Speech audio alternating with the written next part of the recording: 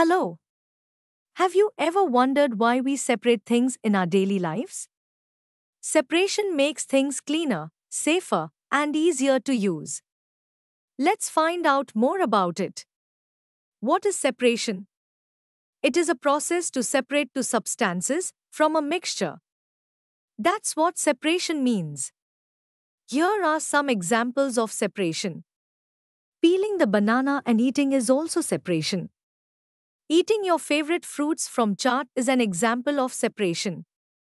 These are things you might do every day. Now, let's look at how we separate things. How do we separate substances? We use size, shape, and weight.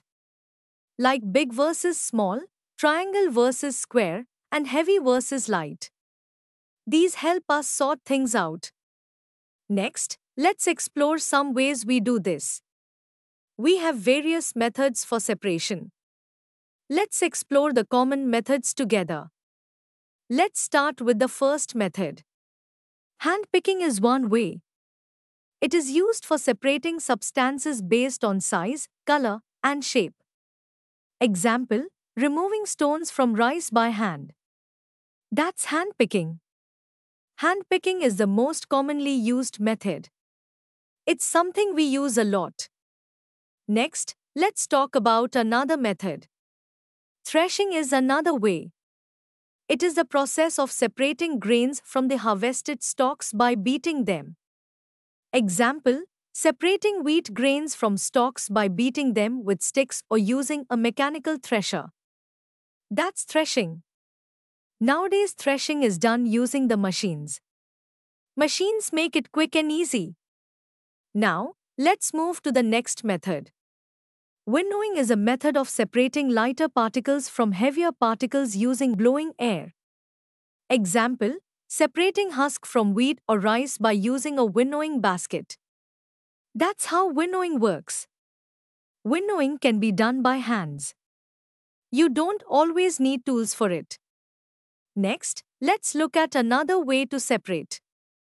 Sieving is the process of separating the things based on size. Example, separating bran from wheat flour. We use sieving for the flour at home every day. It helps us get smooth flour. Now, let's talk about a different method. Evaporation is changing a liquid into vapor to separate it.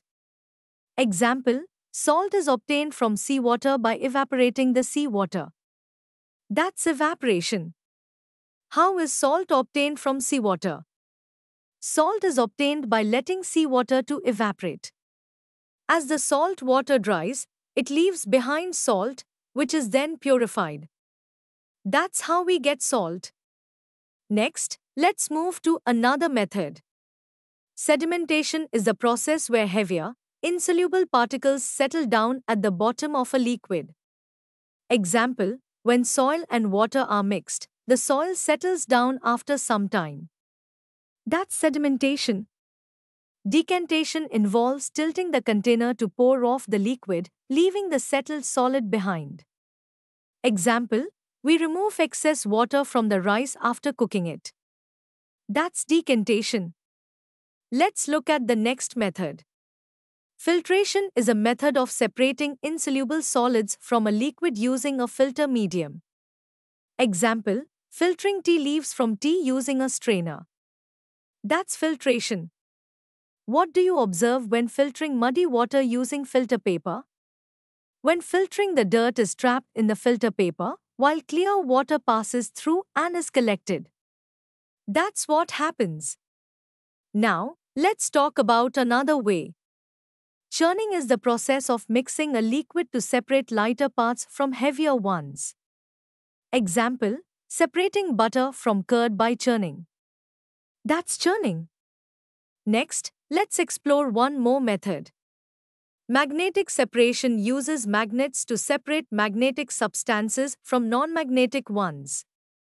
Example, separating iron nails from soil using a magnet. That's magnetic separation. Let's see how this helps in other places. In various industries, waste includes scrap iron. To separate this iron from the waste heap, Magnets are used. The magnets attract the iron. That's how it works. Now, let's go over the key points. Here are the key points. Hand picking, manual removal based on size, color, or shape. Threshing, separating grains from stalks by beating. Winnowing, using wind to separate lighter from heavier grains. Sieving, using a sieve to separate particles of different sizes. Evaporation, converting liquid to vapor to separate. Sedimentation and decantation, allowing particles to settle and pouring off the liquid. Filtration, using a filter to separate insoluble solids from liquids. Churning, mixing to separate lighter components. Magnetic separation, using magnets to separate. These are the main ways we separate things.